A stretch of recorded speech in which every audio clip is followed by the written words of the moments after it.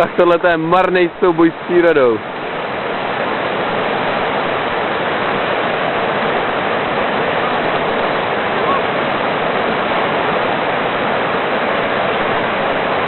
Nemusíte mít strach, všechno to točím.